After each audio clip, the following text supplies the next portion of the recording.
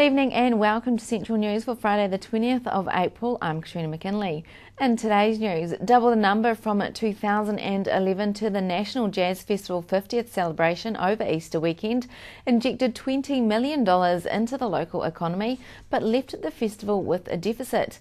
Festival director Anna Herman says of the festival's budget being $1.5 million and the minor deficit they now face due to not enough tickets sold.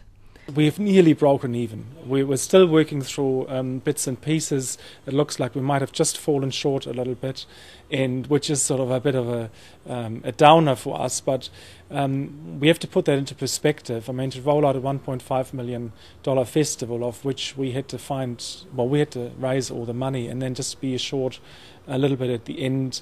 It's just something that we have to work through and get over, and but actually focus on the fact that we were able to pull it off. Tauranga Chamber of Commerce Chief Executive Max Mason says the festival did nothing but boost the region. We're absolutely delighted, and real hats off to the organisers of the Jazz Festival.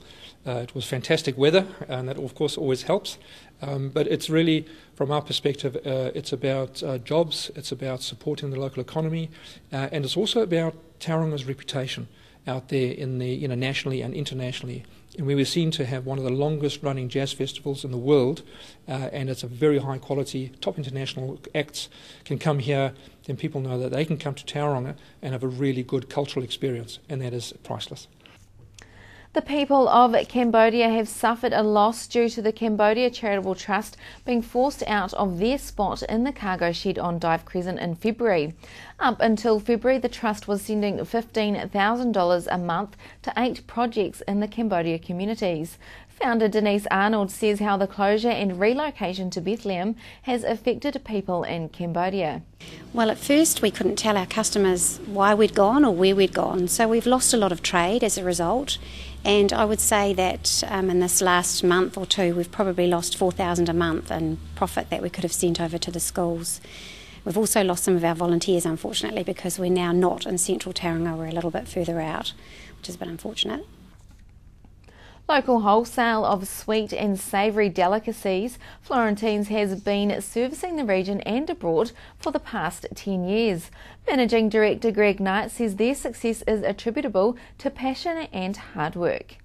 I think it's passion, so I think that's a really, lots of people, have gone into wholesale baking of cakes and products, but so passion and sort of real hard slog has made Florentines what it is. In the early days, it wasn't easy at all. We were running around without hardly $1 in our pocket, and we started with a tiny freezer that you could only fit a couple of cartons in. So yeah, it wasn't easy, but the success was that we were determined to make it work, that we listened to our customers and we always tried to do what they asked for, and we gave them a really good product at a really reasonable price. So it was good. Rural Women New Zealand members and friends will be pulling on their walking shoes and attempting to walk the length of New Zealand next Sunday. At around 10 a.m. local time, women's groups from the four corners of the earth will begin walking as part of this Women Walk the World event.